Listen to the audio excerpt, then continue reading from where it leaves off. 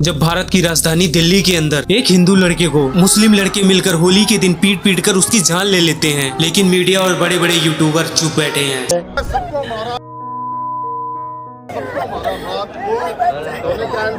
ये भाई साहब 20% की आबादी वाले 80% की आबादी वालों का क्या हाल है। मेरा नौजवान बच्चा था, मैंने खो दिया। अब ये पुलिस वाले, ये जो नेता लोग हैं, ये क्या जाने मेरे बच्चे का दर्द। ये खाड़े उग्रवादी है और पाकिस्तानी है, इनको यहाँ नहीं रहना चाहिए।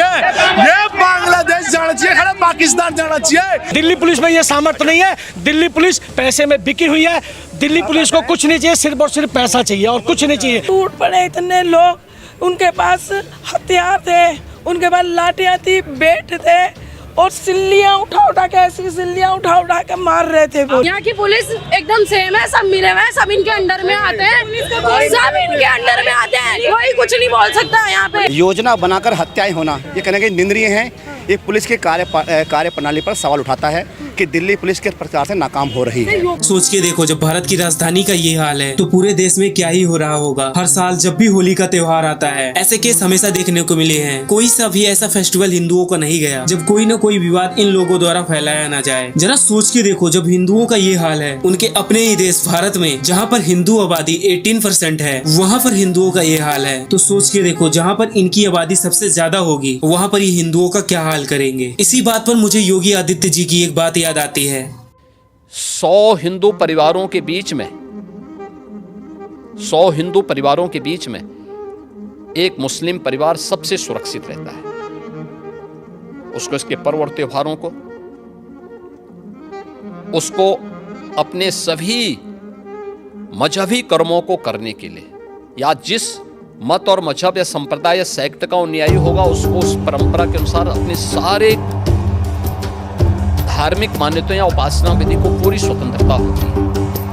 4 मार्च 2026 की होली ये एक हिंदू परिवार की खुशी का नहीं, दुखों की होली बन जाती है। दिल्ली के उत्तम नगर इलाके में एक तरुण नाम का युवक, जिसकी उम्र 26 साल बताई जाती है, जिसका पूरा नाम तरुण बिटोलिया था। असल में इस पूरी घटना की शुरुआत होती है एक पानी के गुब्बारे से। कहा जाता है कि उसके घर में एक छोटी सी लड़की थी, जिसने होली वाले दिन एक मुस्लिम लड़की पर गलती से पानी का गुब्बारा फेंक देती है और उस मुस्लिम औरत को इस बात से गुस्सा लग जाती है कि उसने रमजान के दिनों में उसके ऊपर पानी क्यों फेंका, और वो ये बात अपने घर वालों को बताती है। और उसके घर वाले तरुण के फैमिली से झगड़ा करते हैं, लड़ाई करते हैं। सभी को ये लग रहा था कि ये घटना बातचीत से थम जाएगी, लेकिन ऐसा नहीं हुआ। जो मुस्लिम फैमिली थी उसने कॉल करके 30 से 40 लड़कों को बुला लिया। अभी तक ये आंकड़ा साफ नहीं हो पाया कि 30 से 40 थे या 15 से 20 लड़के थे। मुस्लिम फैमिली ने उन लड़कों को बुला लिया और उसके बाद तरुण समेत उनकी फैमिली को मारने लगे। उन लोगों ने तरुण को इतना मारा, आप कल्पना नहीं कर सकते कि उन्हें पत्थर से मारा गया और उन पत्थरों पे अभी भी खून के निशान है। आप इन फोटेज में देख सकते हो, ये वही पत्थर है जिससे तरुण को मारा गया था। कहते हैं तरुण को इतना मारा गया कि अस्पताल ले जाने के कुछ ही घंटों बाद उसकी मौत हो जाती है। तो ये बात जब मीडिया में पहुंचती है, पुलिस तक पहुंचती है, तो पुलिस तुरंत इस बात पर एक्शन लेती है। सोशल मीडिया पर ये बात वायरल होने लगती है। बजरंग दल के लोग तुरंत ही तरुण के घर पे पहुंच जाते हैं और प्रोटेक्ट करते हैं, इंसाफ मांगते हैं। जरा आप सोच के देखो, जो देश हिंदुओं का है, जिस देश की मूल आबादी हिंदू है, उस देश में हिंदुओं को पीट पीट कर मार दिया जा रहा है। और वही देश में कुछ हिंदू सेकुलर बनकर जी रहे हैं, जिनको ये लगता है कि हिंदू मुस्लिम आपस में भाई है। शायद वो ये बात नहीं समझते हैं कि जिस दिन इनकी आबादी बढ़ी उस दिन ये भारत का एक और टुकड़ा कर देंगे। ये कहो पूरा भारत ही ले ले। जितनी आबादी हिंदुओं की है हिंदुस्तान में, अगर उतनी आबादी इन मुस्लिम लोग की होती कि अब तक भारत हिंदू राष्ट्र नहीं मुस्लिम कंट्री बन चुकी होती। हालांकि पुलिस का ये कहना है कि तरुण को इंसाफ जरूर मिलेगा। अब देखना ये है कि क्या तरुण को सही इंसाफ मिलता है। हर साल होली को कोई न कोई घटना ऐसी सामने देखने को मिली जाती है जहाँ पर हिंदुओं को पीटा जाता है, उनको मारा जाता है उनके फेस्टिवल वाले दिन। जरा सोच के देखो, अगर आज आपने नहीं आवाज उठाई तो कल आपका भी नंबर हो सकता है, क्योंकि जिस दिन इनकी आबादी बढ़ी उस दिन ये घटना रोज देखने को मिलेगी। आपके सामने ऐसे कई एग्जाम्पल हैं, आप खुद ही देख सकते हो। बाकी तरुण को इंसाफ मिले इसके लिए आप कमेंट में जस्टिस फॉर तरुण जरूर लिखिए।